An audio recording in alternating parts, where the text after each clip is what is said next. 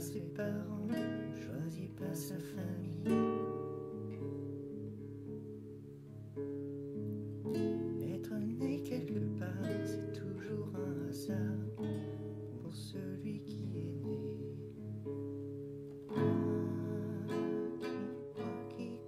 Qui croit ça. Je suis né dans une famille athée, humaniste, pleine de valeurs, envie de faire du lien avec les humains, la paix, le respect. On ne choisit pas ses parents, on ne choisit pas sa famille. Il y avait quand même un côté très anti-religieux, vu comme l'opium du peuple en fait, tout simplement. Alors comment la Bible m'est arrivée dans les mains et comment j'ai pu lire la Bible, ça c'est une longue histoire. J'avais envie de parler de ce qui m'émerveille en fait, dedans. D'où l'intitulé de cette vidéo, la Bible traduite par un athée. Je trouve que l'avantage de la Bible, c'est qu'en fait tout le monde connaît ces histoires-là, et ce qui m'a tout de suite parlé, c'est de voir les choses en miroir. On commence au paradis, et pour moi le paradis c'est quand on est dans la plénitude, que tout va bien. Adam et Ève chutent du paradis, et je l'ai tout de suite compris comme la dépression, perdre le sens de la vie, se retrouver coupé de la vérité, coupé de notre vérité. Alors un long chemin va commencer parce que ce n'est pas comme si il y avait juste 10 pages à lire.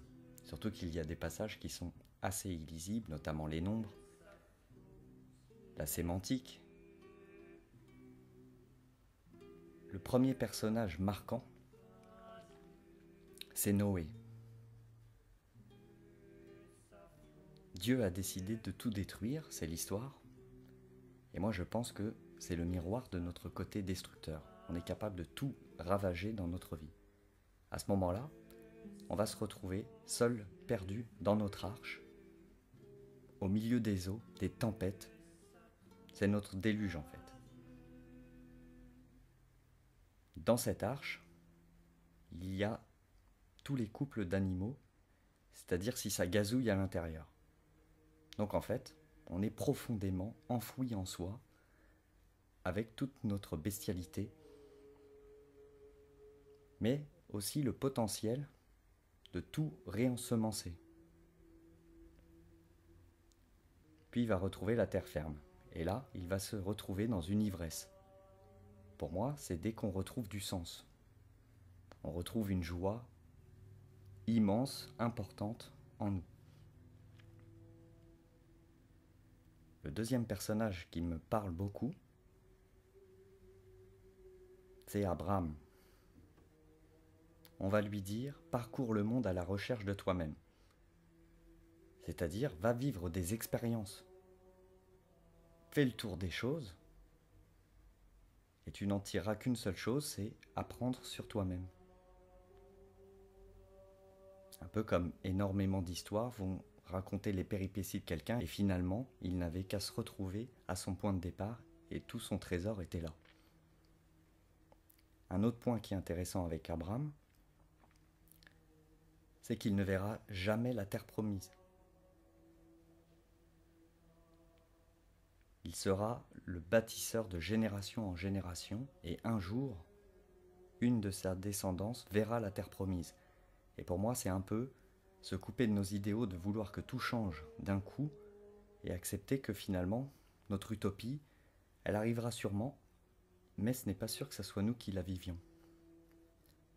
Et le dernier point avec Abraham que je trouve vraiment parlant,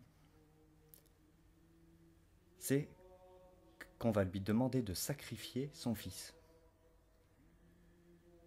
J'entends que la vie nous demande de se détacher de ce qu'il y a de plus important pour nous. Qu'est-ce qu'il y a de plus important pour un père que son fils? Et donc être capable de le sacrifier. Et là où la vie est clémente, c'est que finalement, quand on est prêt à le faire, eh bien elle nous le rend. C'est-à-dire que quand on va sacrifier notre projet, qu'on est prêt à le lâcher, finalement c'est là qu'il y a quelque chose d'assez incroyable qui se produit, c'est qu'en plus, on a le droit à ce projet. Mais maintenant, on en est détaché. Ensuite me vient l'idée, Moïse. Moïse qui a connu la grandeur, qui finalement va être touché par les esclaves et leurs conditions, et va décider de libérer les Hébreux du Pharaon. Il va réussir à les convaincre. Je passe le détail des 10 plaies d'Égypte, etc. Mais ils vont traverser le désert. Donc là, on peut vraiment voir quand on va arrêter de se sentir esclave, par exemple à une profession qui ne nous parle plus, un poids familial qui ne nous regarde pas, on va couper les ponts sans détacher, sans libérer, mais finalement on va traverser le désert. Et dans le désert, qu'est-ce qu'on va faire? On va juste se nourrir de manne. La manne, ça veut dire les questions. La seule chose qui se produit pour tout le peuple hébreu dans le désert, c'est de regretter le temps du Pharaon. C'est un peu comme nous, quand on a tout lâché, et qu'on va se dire, oui, mais quand même, avant, j'avais un confort. De tous ces doutes vont émerger les 10 commandements. Une parenthèse que je trouve magnifique, c'est que les 10 commandements sont au futur. Ce n'est pas ne tue point, c'est tu ne tueras point, un jour promis. Il y a beaucoup moins de pression, je crois, que ce qu'on a l'habitude d'entendre. Alors au milieu de ça, il y a des milliers de personnages, et je les vois comme ce que j'appelle un peuple intérieur. C'est-à-dire en fait toutes ces voix, nos contradictions, toutes ces conversations internes qu'on peut se faire. Pour gérer ce peuple intérieur, il faudra un roi animé du bon sens qui pourra mettre tout le monde d'accord. Dans l'Ancien Testament, et au passage, je trouve ça incroyable qu'on appelle ça un testament, puisque finalement, le sens que j'attribue à ce mot n'est que à la mort de quelqu'un ce qu'on lègue aux autres. Un testament. C'est encore une fois là où je vois que ce texte nous pousse au sacrifice de ce qu'on était, de nos croyances. Mais j'y reviendrai. Et donc dans l'Ancien Testament, un point crucial, c'est Job, l'histoire de Job. Je la trouve fantastique. Elle est commune au Coran, le déroulement n'est pas le même. Job a tout ce qu'il veut dans sa vie. La famille, la réussite, des terres, un bétail, des enfants, la reconnaissance, la santé. Le diable va voir Dieu et lui dit « Retire-lui tout et tu verras qu'il ne te donnera plus aucun louange. » C'est là que ça diverge. Dans le Coran, effectivement, le diable va tout prendre. Dieu lui a indiqué qu'il ne pouvait pas prendre son âme, mais qu'effectivement, il allait lui retirer sa famille qui meurt, sa santé, il tombe malade, ses richesses, ses terres, la reconnaissance. Musulman veut dire soumis. Pour eux, il y a une acceptation totale de ce qui se présente et ce qui se passe dans nos vies. Donc, Job remercie sans cesse Dieu. Dans la Bible, c'est beaucoup plus latin. Job se rebelle en fait, limite à l'injurier. Et c'est là qu'il y a un moment merveilleux, et d'ailleurs, c'est très surprenant parce que l'écriture est bien plus jolie, c'est très métaphorique, beaucoup d'images avec des animaux, des paraboles. À ce niveau, Job va comprendre qu'en fait il ne faisait rien avec le cœur. Il protégeait bien la veuve et l'orphelin, mais il le faisait pour être présentable aux yeux de tout le monde. Il ne le faisait pas par la compréhension que c'était là l'essentiel. Donc en fait, c'est tout un processus qui va le ramener à l'essentiel. Rien que dans l'histoire de Job, pour moi, tous nos processus intérieurs sont mis en jeu.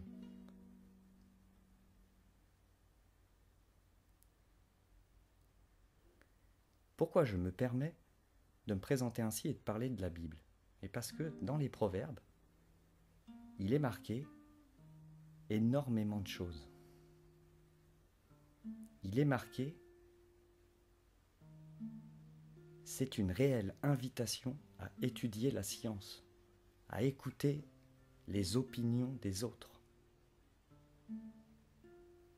Je vous laisse devant quelques proverbes. C'était pour moi une grande surprise de découvrir que ce texte prônait l'apprentissage. Alors, comme je l'ai indiqué, il faudra un roi. Et ce roi, c'est qui? C'est finalement celui qui est, celui qui sait dire « je suis ». La langue française est très riche à ce niveau et tout de suite on peut entendre Jésus. C'est-à-dire notre présence, le fait de ne plus se mettre d'étiquette et le fait de vouloir se connecter à ce que je mets derrière le mot Dieu, c'est-à-dire l'inconnu, l'infini, l'incompréhensible. Je suis sans explication rationnelle. Sans m'attacher à tous les détails de son histoire, on peut voir qu'il réalise des miracles. Pour moi, en fait, c'est un processus de guérison. On peut se rendre compte, par exemple, que dans une situation, on a été aveugle, et on va se recentrer simplement sur notre présence. Et on va regarder et accueillir la personne qu'on a été, l'aveugle. Et finalement, il semble que ce soit un processus réel pour ne pas culpabiliser. C'est-à-dire, nous sommes des êtres en train d'apprendre, et c'est normal que nous fassions des erreurs, mais recentrons-nous et apprenons. Je passe aussi que dans les évangiles, ça parle de sexualité. Ça présente que chaque partenaire doit s'offrir à l'autre. Ensuite, il y a une réelle invitation à la transparence, cristalline. Je suis Christ. Le tout pour aboutir sur la croix, le crucifix. Ce qui est cru se fixe. Accepter en fait de tuer et de laisser mourir nos croyances pour arriver à un être nouveau, la résurrection. Je présente ici un symbolisme très vulgaire et vous pourrez trouver bien nombre de personnes bien plus compétentes qui vous parleraient de la profondeur de l'Apocalypse, à quel point on peut y interpréter des choses fondamentales sur nous-mêmes. Mais l'idée était de réhabiliter à la fois ce texte, parce que finalement il nous anime tous, et aussi de faire des ponts. Je pense qu'on arrive à des temps où nous avons besoin de nous concentrer sur un langage universel, c'est-à-dire quelque chose qui nous parle à tous, le bon sens. Choisis pas ses parents, choisis pas sa famille.